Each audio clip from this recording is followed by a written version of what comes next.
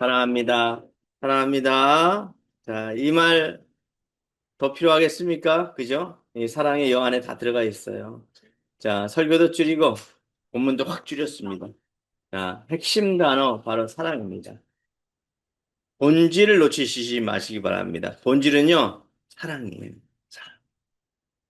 우리 신앙생활 하는 것도 그 본질이 사랑입니다.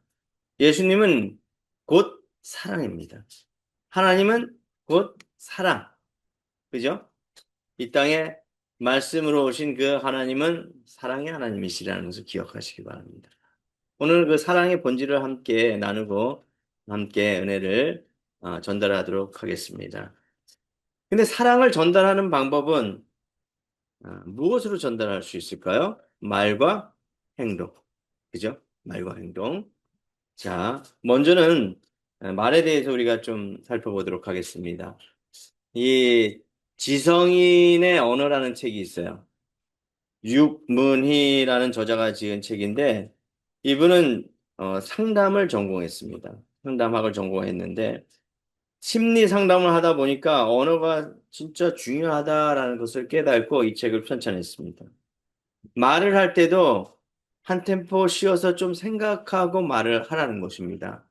그리고 적절한 언어를 쓰고 그 상황에 맞는 말을 해야 된다는 것을 강조하고 있지요. 이 말에는 힘이 있어서 아이들을 키울 때 아이들을 격려하는 말을 하라고 합니다.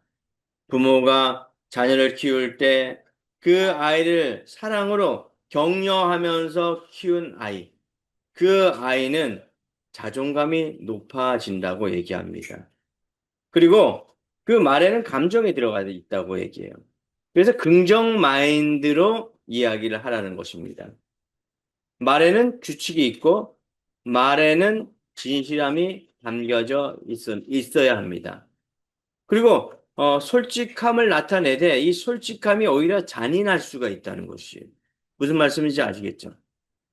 어떠한 상황에서 어떠한 말을 하느냐에 따라서 그 사람이 살고 그 사람이 죽을 수도 있다는 것이죠. 그래서 말이 중요하다는 것이에요. 여러분 한 주간 우리는 어떻게 말하면서 살았습니까? 어떠한 말을 하면서 살았습니까? 한번 우리 자신을 돌아보았으면 좋겠습니다. 상대방을 존중하라. 상대방을 존중하라. 그리고 어, 많은 대화를 할 때에 그 말 속에 담겨져 있는 그 말이 사랑의 대화인가? 상대방을 높이고 상대방을 격려하고 상대방을 칭찬하는 말인가 한번 돌아보라는 것입니다. 그리고 말에는 호감을 주는 언어가 있대요. 호감을 주는 언어. 그 사람의 말에 의해서 말에 끌린다는 것이에요. 그래서 이 책에서는 상대방을 존중해주고 또 기다려주고 그 상황에 맞는 아주 중요한 말을 하라는 것이죠. 그렇지 않습니까? 그죠? 이 말이 얼마나 중요한 줄 아시죠? 말은요, 잘못 말하면 그 사람에게 상처를 줄 수 있는데 그 상처가 평생 갈 수도 있어요. 그죠? 우리가 외상을 입은 거는 병원 가서 치료하고 고치면 물론 흉터는 좀 남겠지만 치유될 수 있고 뭐 어려움 없이 살아갈 수가 있습니다. 근데 말은 그렇지 않아요. 그래서 말을 잘해야 된다는 것이죠. 지성인은 지성인의 언어를 써야 된다는 것입니다. 여러분들은 소중한 사람입니다. 그렇기 때문에 소중한 그 말 한마디. 그래서 찬양을 찾아보다가 말에 대한 말씀을 예, 제가 예전에 이건 좀 오래된 찬양이긴 하지만 그래도 의미가 있을 것 같아서 제가 이번 주에 찬양을 함께 나누고 은혜를 나누려고 했는데 좀 이제 어렵기도 하고 또 연습이 필요할 것 같아서 제가 가사를 좀 읽어드리려고요. 그 작사는 송기론 씨가 작사하시고 여러분 김석균 어, 찬양 사역자 김석균 찬양 사역자가 작곡한 곡이에요. 많이 들어보신 분들은 많이 들어보실 거예요.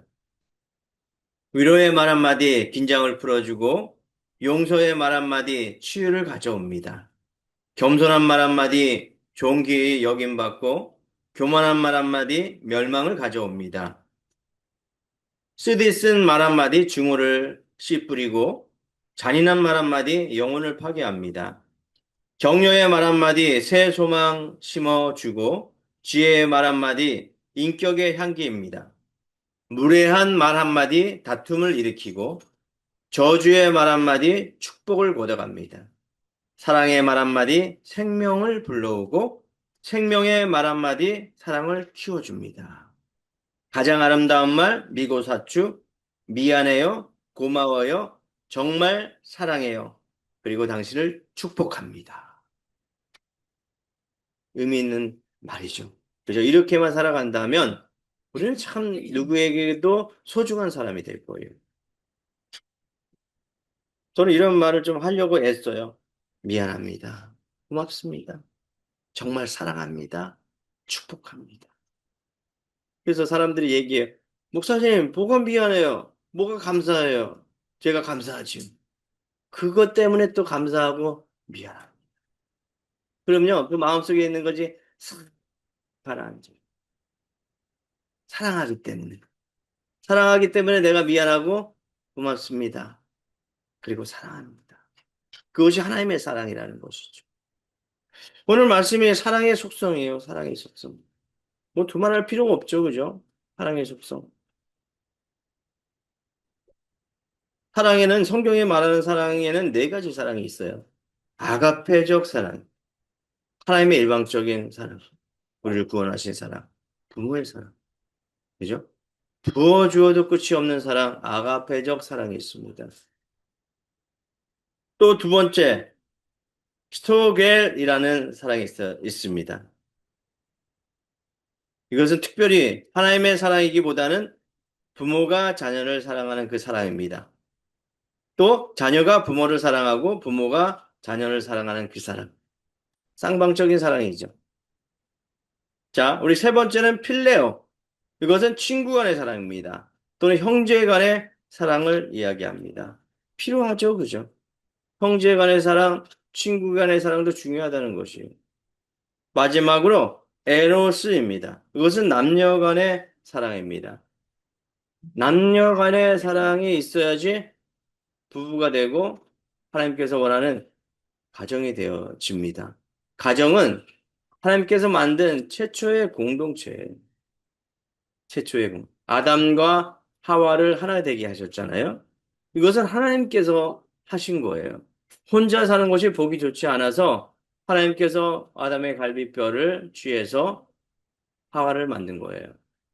여러분 이것이 이해 안 되시죠? 어떻게 갈비뼈를 뽑아서 그렇게 될 수 있을까? 저는 이걸 묵상하면서 인간은 다 흙으로 돌아가는 것을 보았습니다. 모든 것이 흙으로 돌아갑니다. 그죠? 나중에는 흙을 가지고 무엇을 만든다 이렇게 얘기할 사람도 있을 것 같아요. 그죠? 모든 물질이 다 흙으로 돌아가요. 무엇을 만들어도 다 흙으로 돌아가는 것을 볼 수가 있습니다. 이 원리 신기하지 않습니까? 충분히 가능할 것 같아요. 그죠? 요즘엔 말로 핸드폰으로 조정을 하게 되면 세탁기도 돌아가고 집안에 에어컨과 또 TV가 틀어지는 세상이잖아요. 진이야, TV 틀어. 진이야, 청소해줘. 벌써 반응을 하시네요. 예, 반응하죠, 그죠? 그러면서 움직여요. 소리를 나게 합니다. 이 소리에 반응해서 물건이 움직여요. 차가 움직여요. 이해되시죠? 그러니까 하나님은 이전에 몇만 년 전에 천지를 창조하면서 이것을 했단 말이에요. 이것을 경험하는 거죠. 일부분을 경험하는 거죠. 이해되시죠? 그러니까 이 네 가지 사랑이 성경에 기록되어 있습니다. 그 사랑, 그 본체는 바로 예수님, 하나님이라는 것이죠. 많은 사람들이 본질을 놓쳐요. 신앙생활의 본질이 다른 것이 아니에요. 사랑입니다. 제가 친구와 대화하면서 이런 얘기를 했어요. 참 가면 갈수록 입시 경쟁인데 뭐 어떻게 해야 돼? 어떻게 문제가 나고 어떻게 우리가 대처를 해야 돼? 본질에 충실하라. 그냥 공부 잘하면 된다. 그럼 눈치 볼 필요 없다는 것이죠. 우리가 S대를 들어가려면 공부 잘하면 돼. 미국의 Y대, 예일 대학을 들어가려면 공부 하나 잘하면 돼. 그게 안 되기 때문에 다른 거 눈치 보고 살피고 이거 보고 저거 보고 다 본다는 거죠. 내가 그것에 집중하면 된다는 것이죠. 그 얘기를 하더라고요. 그러면서 제가 얘기했죠. 신앙의 중심은 무엇인가? 예수 그리스도. 예수 그리스도. 예당구의 중심은 예수님이라는 것이죠. 다른 무엇도 아니에요.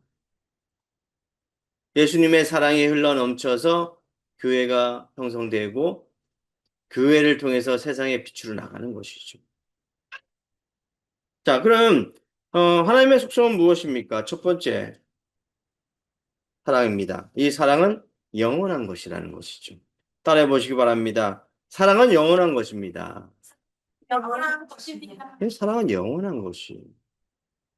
하나님은 이 땅에 알파와 오메가, 처음과 끝으로 오셨어요. 그죠?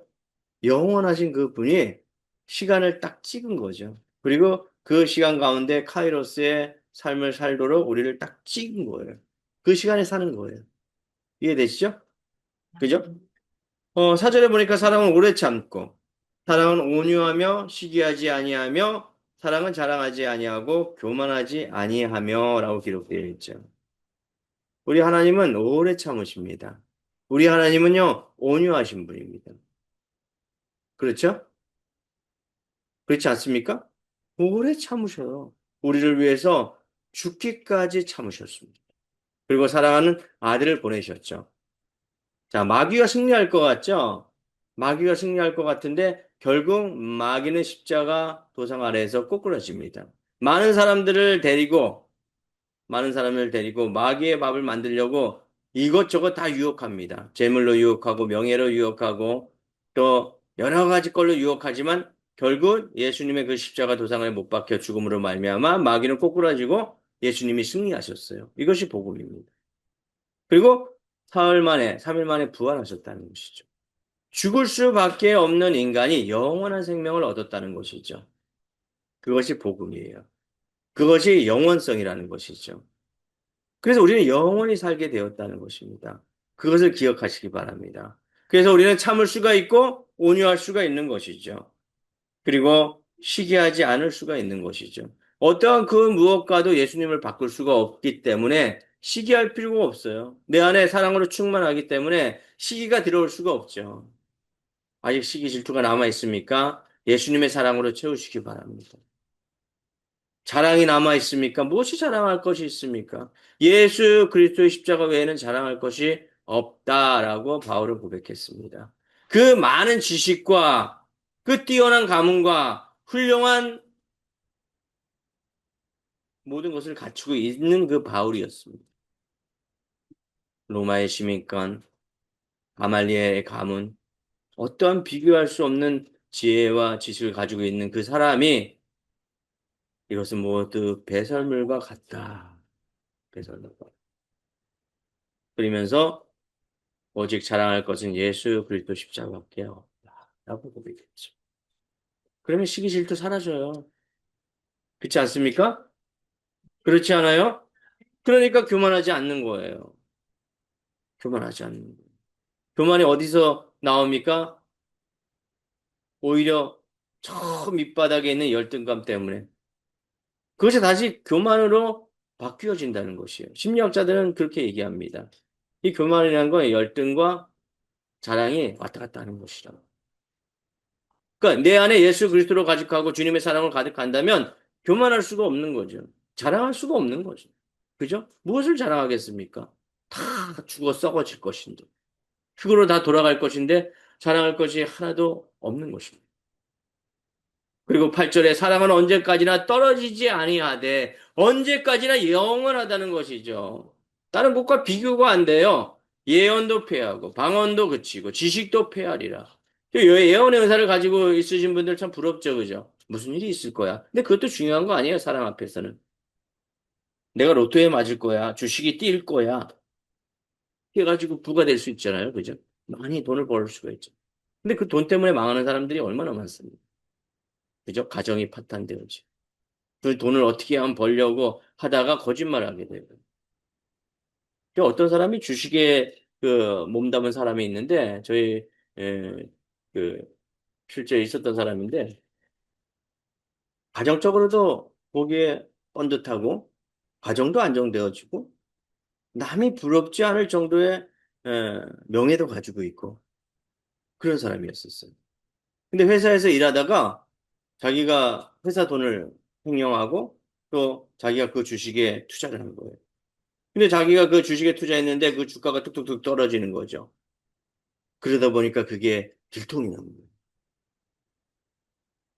그러므로 말미암아 가정이 무너지고 파탄되어지고 이제 죽을 날만 남아 있잖아요. 그래서 죽기 위해 한강 다리를 건너가는데 예수님의 십자가가 보이다는 거예요. 십자가. 그리고 회개하고 돌아섰다는 그런 얘기가 있습니다. 그리고 예전에 황 목사님 오셔서 한번 간증했던 적이 있었어요. 다른 그 교회인데 부흥회 하면서 그런 얘기를 했어요. 이분도 비슷한 경험을 하고 자식들을 바라보면서 이제 죽을 날을 기다리는 거예요. 그 수없는 수많은 빚 때문에 그러다가 어? 하나님을 보고 자식들을 보고 다시 돌아오면서 교회를 개척하고 지금 열심히 사역하고 있습니다. 그런 거예요. 이 사랑은 영원한 것입니다. 영원을 붙드시기 바랍니다. 할렐루야! 두 번째예요. 사랑은 하나님이십니다. 따라해 보시기 바랍니다. 사랑은 하나님이십니다. 예, 사랑은 하나님이에요. 로고스 하나님. 그 말씀으로 오신 하나님이 바로 사랑으로 오셨습니다. 사랑은 하나님이십니다. 그래서 5절에 보면 무례히 행하지 아니하고 자기의 유익을 구하지 아니하며 성내지 아니하며 악한 것을 생각하지 아니하며 자, 잘 보세요. 어, 앞에서는 오래 참고 온유하며 이렇게 나와 있습니다. 근데 해서는 안 될 게 있어요. 잘 봐요. 해야 될 게 있고 해서는 안 될 게 있습니다. 잘 보세요. 해야 될 것은 오래 참고 그죠? 온유해야 됩니다. 하지 말아야 될 것은 시기하지 말고 자랑하지 말고 교만하지 말고 무례히 행하지 말고 자기의 유익을 구하지 말고 성내지 말고 악한 것을 생각하지 말아야 돼요. 그리고 불의를 기뻐하지 말아야 됩니다. 그리고 해야 될 거 진리와 함께 기뻐해야 합니다. 극명하죠, 그죠? 사랑은 무조건 하라는 것이 아니에요. 하지 말아야 될 것이 있다는 것이죠. 그런데 해야 될 거 8가지, 하지 말아야 될 것이 8가지 똑같아요. 이해되시죠, 그죠? 그래서 분별을 해야 된다는 것이죠. 사랑에는 분별이 필요합니다. 그것이 하나님 안에 있다면, 그것이 하나님 안에 있다면 그 하나님께서 원하시는 길로 가야 되는 것이죠. 그래서 사랑은 곧 하나님이십니다. 그래서 하나님은 우리를 지극히 사랑하시죠. 그리고 하나님께서는 망령되이 일컫지 말라라고 말씀하십니다. 여호와의 이름을. 그래서 이스라엘 백성은 야훼 이 단어 부르는 것도 아주 두려운 마음으로 떨리는 마음으로 불렸다는 것이죠. 여호와는 나의 목자시요 나의 구원자이시요 여호와는 복의 근원이시기 때문에 그렇습니다. 그래서 여호와 말씀에 순종하면 복이 임하는데 여호와의 말씀에 불순종하고 우상 숭배하면 저주가 임한다고 구약 성경에 여러 번 얘기하고 있어요. 특별히 우리 신명기 지금 말씀 듣죠? 신명기에 보시면 그 하나님의 말씀에 순종하는 백성은 복을 누립니다. 근데 오히려 하나님 말씀에 순종하고 불순종하고 우상 숭배한 민족은 오히려 지진이 나서 그 아래 죽임을 당하고 그죠? 하나님의 말씀에 순종하지 않기 때문에 성소에서 끌려 나오고 이런 일들이 아주 무서운 일들이 있습니다. 그것을 해결하기 위해서 바로 예수 그리스도가 이 땅에 오신 거죠. 그렇지만 구약 신약만 믿어야 되는 것이 아니에요. 구약의 전제성을 가지고 있는 구약도 우리는 따라해 가야 합니다. 66권이 하나님의 말씀이라는 것을 기억하시고 하나님의 본체라는 것을 기억하셔야 된다는 것이죠. 그래서 말씀을 읽을 때 전체적으로 그 말씀이 한 맥락이 되어요. 그 끝에는 사랑으로 이어진다는 것이죠. 그 말씀의 완성, 율법의 완성이 결국은 예수 그리스도의 사랑으로 말미암아 완성된다고 로마서는 말씀하고 있습니다. 자, 그래서 하나님은 사랑이라는 것을 기억하시기 바랍니다. 마지막입니다. 자, 따라해 보시기 바랍니다. 사랑은 믿음으로 소망을 이루는 것입니다. 네, 사랑은 믿음으로 소망을 이루는 것이에요. 자, 7절에 보시면 모든 것을 참으며 모든 것을 믿으며 모든 것을 바라며 모든 것을 견디느니라. 자, 먼저는 믿음이 우리 안에 있어야 되죠. 믿음이 있으니까 우리가 참게 됩니다.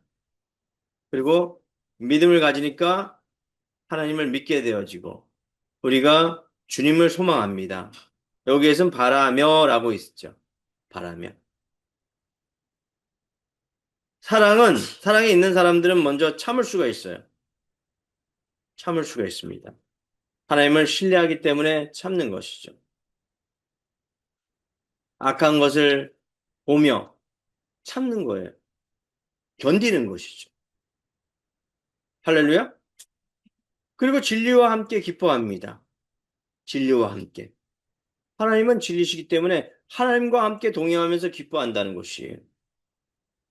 결국은 악한 것은 멸하게 되어 있기 때문에 마귀는 공중권세 잡은 그 마귀는 예수 그리스도 앞에 자멸되기 때문에 그렇습니다. 그리고 소망을 이뤄가는 것입니다. 할렐루야. 주님께서 원하는 소망을 참음으로 인내하시면서 이뤄가시기 바랍니다. 서로 사랑하시기 바랍니다. 기도하겠습니다.